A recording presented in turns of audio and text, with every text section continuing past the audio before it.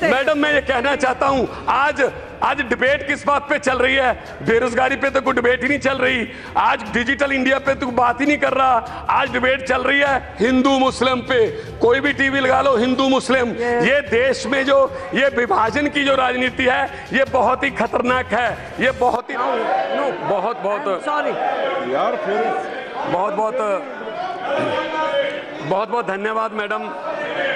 मैं इस no confidence motion के पक्ष में, मैडम हाउस ऑर्डर में नहीं है मैडम, वही सब ऑर्डर में आप बोलते जाओ। मैं क्या बोलूं? मैडम मैं इस नो कॉन्फिडेंस मोशन के पक्ष में बोलने के लिए खड़ा हूं। मैं अपने टीडीपी वाले मित्रों से संवेदना रखता हूं। मैं उनसे वो कहना चाहता हूं कि ये पहला वादा नहीं है जो मोदी जी मुकरे हैं। ये स्वामीनाथन का वादा करके भी मुकरे हैं, ये 2 करोड़ नौकरियां देने का वादा करके भी मुकरे हैं। ये मुकरने के माहिर हैं, इसलिए मैं आपसे संवेदना रखता हूं, आपके पक्ष में हूं। इसलिए मैं ये कहना चाहता हूं, आज मेरे मित्र जो हैं, जो बोल रहे थे, आज मेरे मित्र बीजेपी के जो जितने भी बीजेपी के जितने भी मेरे मित्रों ने आज स्पीच दी, लगभग सभी में उन्होंने कहा हम सभी राज्यों को लोकतांत्रिक तरीके से सरकारें चलाने के लिए अधिकार देते हैं। क्या दिल्ली को आप देश का हिस्सा नहीं मानते? दिल्ली में आप क्या कर रहे हैं? दिल्ली में चुने हुए मुख्यमंत्री, दिल्ली का चुना हुआ मुख्यमंत्री 9 दिन तक एलजी के वेटिंग रूम में, उसके घर में उसको मिलने के लिए वेट कर रहा है। 9 मिनट नहीं मिले उसको मिलने के लिए। क्या ये लोकतंत्र है? 4 राज्यों के मुख्यमंत्री आए, उनसे भी एलजी नहीं मिले। मैडम स्पीकर, जिस घर में एलजी रहते हैं उस घर में अंग्रेजों के जमाने में वायसराय रहते थे। शायद वायसराय की आत्मा एलजी में घुस गई है। क्या लाट साहब के डंडे से दिल्ली चलाओगे? क्या ये लोकतंत्र है? कि ये फेडरल स्ट्रक्चर के लिए बहुत बड़ा खतरा है। ये गोवा में भी ऐसे करते हैं, ये अरुणाचल प्रदेश में भी ऐसे करते हैं। मैडम मैं आगे कहना चाहता हूं, प्रधानमंत्री जी जब किसी स्टेट में जाते हैं तो उस स्टेट की जो ट्रेडिशनल उसकी ड्रेस होती है वो उनको पहनाई जाती है। दुख से कहना पड़ रहा है कि पिछले दिनों प्रधानमंत्री जी पंजाब के दौरे पर गए, उनको पगड़ी पहनाई गई।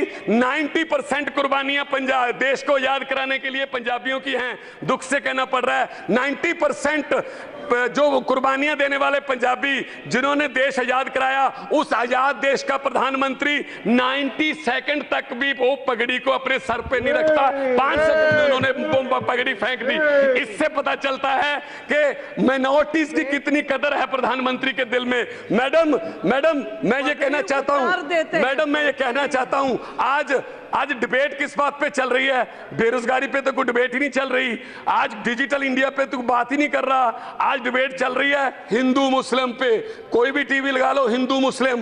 ये देश में जो ये विभाजन की जो राजनीति है, ये बहुत ही खतरनाक है। ये बहुत ही देश को बांटने वाली बात है। मैडम पेट्रोल और डीजल के भाव कहां चले गए? क्या बोल के आई थी सरकार? बहुत हुई महंगाई की मार, अब की बार बीजेपी सरकार। लेकिन महंगाई की बात पूछो, आप सब्जियां खरीदने जाओ तो क्या हाल है? डॉलर की कीमत ऑल टाइम लो है, 70 रुपए तक चली गई है। कौन सी प्राप्ति है? बड़ी बड़ी प्राप्तियां गिरा रहे थे। मैडम आखिर में मैं एक छोटी सी कविता बोलकर बैठ जाऊंगा, कृपया घंटी मत बजाना, फिर डिस्टर्ब हो जाता है मैडम प्लीज।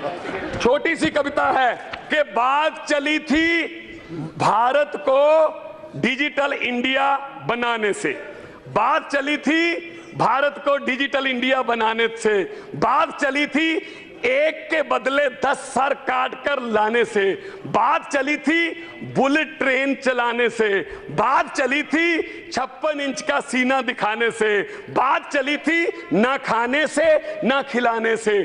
कहां गई वो 100 दिन में काले धन की बात?